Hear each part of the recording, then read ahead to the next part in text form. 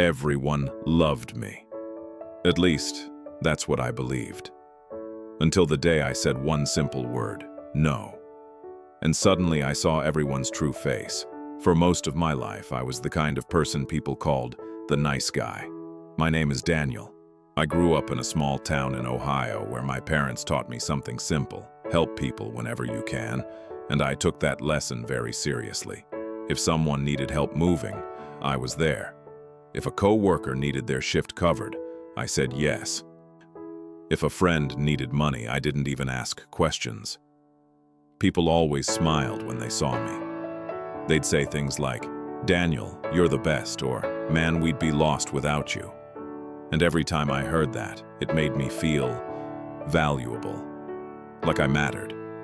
But slowly, without realizing it, my life started to revolve around everyone else. At work, I stayed late almost every night. Not because my boss asked me to, but because someone else always needed help finishing their tasks. "Hey, Daniel, can you take care of this report? I've got to leave early." "Daniel, could you cover my shift tomorrow?" "Daniel, you're so reliable. You don't mind, right?" And every time, I said yes. At first, it didn't feel like a problem.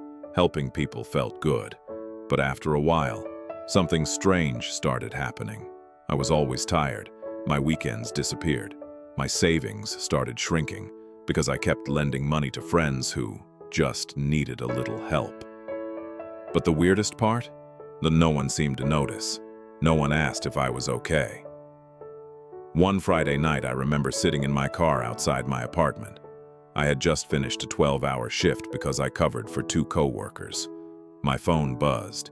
It was my friend Mark. "Hey man, can you help me move tomorrow morning?" Tomorrow morning, my only day off. I stared at the message for a long time. Part of me wanted to say what I always said. Sure, no problem. But something inside me felt heavy, exhausted. I typed the message anyway. "Yeah, I'll be there." The next morning, I woke up with a pounding headache. My body felt like it had run a marathon. For the first time, a question popped into my mind. When was the last time I did something for myself? I couldn't remember. Later that week, things got worse. At work, my manager called me into his office. "Daniel," he said, looking at his computer screen, "your performance has dropped recently." I was shocked. Dropped. I had been working harder than ever. Then he showed me something that hit me like a punch in the stomach. The projects I had stayed late to help finish were credited to other people. Their names were on the reports. Their names were in the emails, not mine. I walked out of that office feeling something I had never felt before: anger.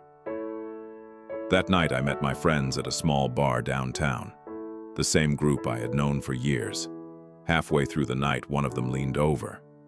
"Hey, Daniel, can I borrow $300? I'll pay you back next week." I didn't even hesitate.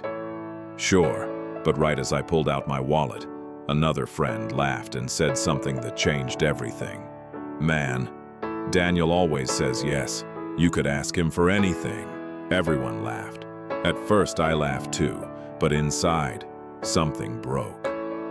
Because suddenly I realized something painful. They weren't laughing with me. They were laughing about me. That night, I went home and couldn't sleep. My mind kept replaying the same question. Do people actually respect me? Or do they just use me? The next day, the answer came faster than I expected. It was Saturday morning. I had finally decided to relax for once. Coffee. Silence. No obligations. Then my phone rang. It was my co-worker, Lisa. "Hey Daniel," she said quickly. "I know it's last minute, but can you cover my shift today? Something came up." Normally, I would have said yes before she even finished the sentence. But this time something stopped me. My apartment was quiet. The sunlight was coming through the window. My coffee was still warm in my hands. For the first time in years, I felt peace. And I didn't want to give it away. There was a long pause. "Daniel," she said again. My heart started pounding. Why was this so hard? It was just one word, but that word felt heavier than anything I had ever said. Finally, I took a breath. "Sorry, Lisa, I can't today." Silence. Then her tone changed. "Oh, okay." The call ended quickly, and for a moment, I felt guilty, really guilty. But something surprising happened next. The world didn't collapse. Nothing exploded. The sky didn't fall. In fact, something inside me felt lighter. But the real test came a few days later. At work, Mark walked up to me. "Hey man, I need you to finish this report for me. I've got plans tonight." He dropped the folder on my desk like it was already decided. I looked at the folder, then I looked at him, and I said it again. "No, I can't." His smile disappeared instantly. "Why not?" "I've got my own work to finish." He frowned. "Wow. Okay. Didn't know you were like that." Like that. For the first time, I saw it clearly. When I said yes, I was a hero. When I said no, I was a problem. Over the next few weeks, something interesting happened. Some people stopped asking me for favors. Some people got cold. A few even acted offended. But something else happened too. I started leaving work on time. I started saving money. I started having weekends again. And, slowly, I started respecting myself. Then one evening, my manager called me into his office again. But this time, his tone was different. "Daniel," he said, "your performance has improved a lot lately. You seem more focused." I smiled. Because for the first time, my energy wasn't being drained by everyone else. A few months later, something even more surprising happened. The people who truly cared about me stayed. My closest friend actually pulled me aside one day. "You've changed," he said. I nodded. "I know," he smiled. "But honestly, I think it's a good change." That's when I realized something important. The people who get angry when you set boundaries were benefiting from you having none.